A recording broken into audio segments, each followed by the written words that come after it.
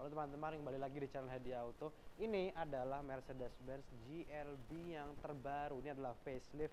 Jadi ada beberapa perubahan yang sangat menarik sekali dalam mobil ini, dan kita akan secara menyeluruh apa saja yang ditawarkan oleh si GLB yang facelift ini. Termasuk juga kita akan melakukan test drive mobil ini. Jadi kita akan cari tahu lebih dalam lagi tentang si GLB ini. Simak videonya.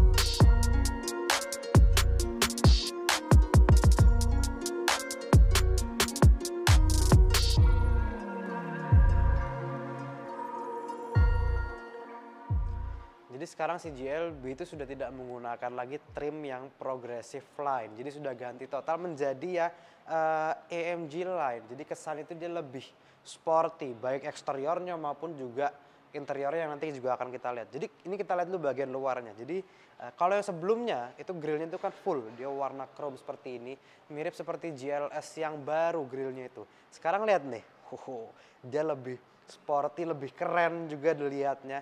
Ini grillnya grill milik AMG juga, yang keren di tengahnya adalah untuk radar juga. Jadi sudah, karena mobil sudah canggih, fitur-fitur sudah sangat-sangat lengkap juga.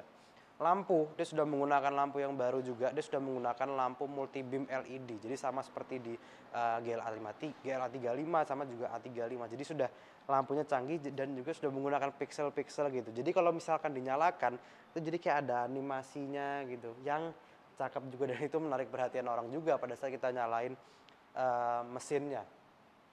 Di atas itu ada kamera, jadi kameranya itu untuk fitur lane keeping assist. Jadi menjaga supaya mobil ini tidak keluar dari lajur yang sudah kita pilih. Terus juga untuk augmented reality, dan itu baru juga di sini. Jadi augmented reality itu kalau misalkan kita pasang maps, kita pasang navigasi gitu ya, itu tuh di layar head unit tengahnya itu akan menampilkan gambar serta juga navigasinya. Nanti berapa ratus meter di depan kita harus belok ke jalan apa, berapa ratus meter di depan kita harus belok ke jalan apa, kita harus lurus lah. Itu keren juga, dan itu sudah pernah aku lihat juga di GLC 300 waktu itu. Itu fitur yang sangat keren juga menurutku. Kita ke bagian sampingnya. Nah, kita ganti ke sisi yang sebelah kanan aja. Jadi perbedaannya di bagian samping adalah velgnya ya pasti. Velgnya dia menggunakan velg AMG, ukurannya naik 1 inci. Ya sebelumnya dia 18 inci, sekarang dia 19 inci dengan ban P0. Profil ban itu 235/50 R19. Dan khasnya mobil Eropa juga, kalau misalkan kita pagi-pagi gitu, kita memanasin, dalamnya itu hawanya panas gitu ya, itu cukup kita tekan tombol unlock yang agak lama, itu semua jendela dia akan terbuka, termasuk karena ada sunroof, dia akan terbuka juga sunroofnya. Jadi hawa panas tuh semua dia langsung akan keluar. Nah kalau udah selesai, saya tinggal tekan tombol lock juga yang agak lama, dan dia akan langsung nutup lagi semua. Udah, itu beres. Cuman dengan tombol aja bisa langsung buka semua, nggak perlu satu-satu lagi dari dalam juga. Spion, ini mobil sudah dilengkapi sama beberapa fitur safety juga. Jadi sudah ada untuk blind spot assist. Jadi di sini ada logo segitiga yang akan menyala pada saat mobil ini itu mendeteksi ada mobil atau motor di bagian kiri atau kanan mobil juga. Nah kalau di sini dilihat ini masih belum ada lampu nih. Biasanya kan Mercy itu kan kayak GLA35 atau A35, itu biasanya ada lampu yang menyorot ke bawah, logonya Mercy gitu ya. Di sini enggak, dia masih belum ada sama sekali. Sama di atas ada roof rail, khasnya SUV lah, tanpa roof rail kelihatannya malah kurang gagah jadi kalau enggak. Bagian belakangnya ini kurang lebih sama seperti yang GLB sebelumnya. Cuman yang aku suka tuh adalah bentuk lampunya. Bentuk lampunya ini jadi seperti garis-garis, ada 4 gini yang kesannya juga bagus. Dan ini adalah AMG line ya. Jadi tapi sayangnya nggak ada logo AMG sama sekali di sini. Jadi hanya ada logo GLB 200. Ya walaupun memang dari velgnya, dari depannya itu sudah ketahuan kalau misalkan ini adalah AMG line. Kita buka bagasinya, cukup ayurkan kaki aja. Kayak gini. Nah, harus pas di tengah. Bagian belakangnya, bagasi emang kalau misalkan semua kursi tegak, itu dia sangat sedikit space-nya. Ini kita turunin dulu ini. Nah sekarang kita lipat kursinya, coba nih ya. Nah kalau misalkan row 2 dilipat semua, ini kita bisa mendapatkan bagasi yang lebih luas, karena bagasinya pun juga pada saat dilipat dia lantai rata, jadi luas bagasinya.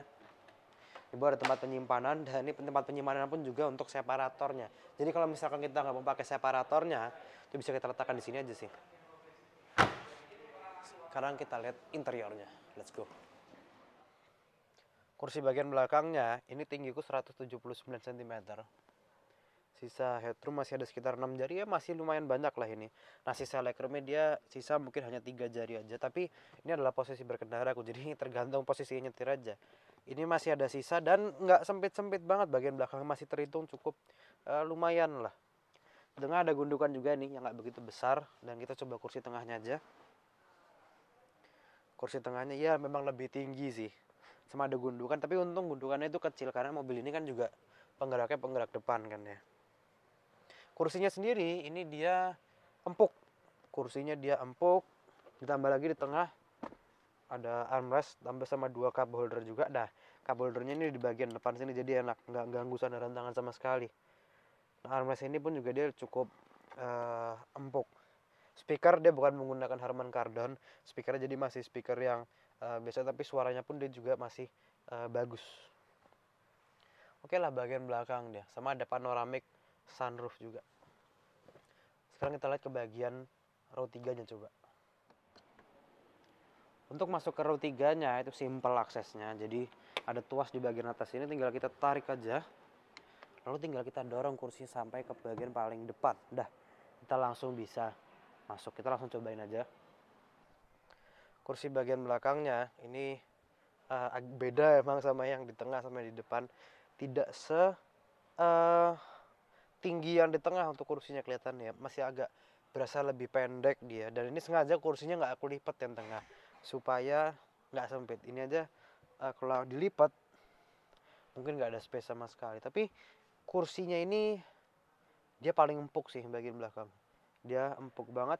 Di tengah ada 2 cup holder juga, sama di kanan sama di kiri itu disediain USB-C juga masing-masing satu. Jadi nggak bakal rebutan juga sih kalau misalkan mau ngecas juga. Oke, sekarang kita langsung lihat ke bagian paling depannya aja. Bagian paling enak kalau misalkan kita beli GLB. Let's go. Ini proses turunnya memang agak sedikit ribet karena space untuk masuknya itu tidak terlalu besar banget. Jadi Allahu Akbar. Nah, ya kurang lebih gitu cara proses masuk ya. Kita lihat depannya sekarang. Nah, jadi bagian dalamnya GLB ini sebetulnya agak familiar karena kurang lebih mirip sama si GLE. Jadi mirip banget sama GLE yang baru, seperti setirnya karena dia adalah AMG line. Jadi untuk pertama kalinya GLB itu menggunakan trim yang AMG line. Jadi lihat nih, interiornya itu nuansanya itu sporty. Nuansa itu sangat sporty. Ini kursinya mirip sekali seperti di GLE atau GLA 35. Itu kursinya kurang lebih dia seperti ini juga, ada bahan suede-nya gini, terus kulit-kulit bagian samping warna hitam sama ada jahitan-jahitan warna merahnya juga. Setir, ini adalah setir Mercedes-Benz favoritku ini. Ini bentuknya sangat-sangat keren. Aku sangat suka sekali sama setirnya ini. Spoke-nya itu seperti ada spoke-nya di sini, dan ini setiap spoke-nya ini ada pengendalinya masing-masing. Jadi untuk yang bagian kanan atas ini untuk mengendalikan ke instrumen, bagian bawahnya ini khusus untuk cruise control-nya. Nah sebelah kiri ini adalah untuk mengendalikan ke head unitnya. Karena ini kunci kita singkirin dulu. Untuk mengendalikan ke head unitnya itu sudah tidak ada lagi touchpad, tidak ada touchpad lagi. Sayang memang, jujur aja kita hanya bisa mengendalikan kalau nggak touchscreen seperti ini, kita sentuh ya kita mengendalikan dari setirnya aja. Kurang lebih seperti itu sih, karena kan kalau dulu kan ada touchpad jadi lebih enak juga, tapi ya oke lah, nggak apa-apa. Posisi berkendara ini enak, posisi berkendaranya dia enak karena setirnya, lihat nih, ini setirnya bisa diatur tilt dan juga teleskopik, dan teleskopik itu jangkauannya ini cukup jauh loh ini. Jadi kita pastilah harusnya bisa mendapatkan posisi berkendara yang enak juga di mobil ini.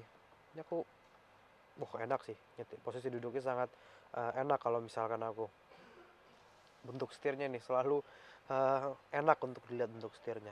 Instrumen dan head unit itu sama seperti yang GLB sebelumnya. Panoramic sunroof ini tetap ada karena untuk GLB yang pertama kan dia nggak ada panoramic sunroof. Setelah facelift yang versi sebelum ini ada dan sekarang tetap dipertahankan juga ini. Jadi tetap ada, ya wajar lah. Jadi enak juga, jangan malah kosong gitu. Enak sih. Nah, bagaimana menurutku mobil ini secara overall? Jadi kesimpulannya adalah ini mobil cocok untuk keluarga karena dia memiliki ruang yang cukup luas juga. Terus untuk drivernya pun dia juga bisa mendapatkan posisi nyetir yang enak dan juga mobilnya itu dia nyaman. Nah, untuk harganya itu aku letakkan di kolom deskripsi karena pada saat aku review ini itu harganya dia masih Mercedes-Benz masih belum rilis harganya. Untuk pasti bisa cek langsung aja kolom deskripsinya. Oke, terima kasih banyak teman-teman sudah menonton videoku. Jangan lupa di like, share, comment, dan subscribe. Dan juga terima kasih banyak Mercedes-Benz Indonesia yang sudah memberikan aku kesempatan untuk mereview mobil ini terlebih dahulu. Terima kasih banyak sudah menonton. Sampai jumpa di video selanjutnya.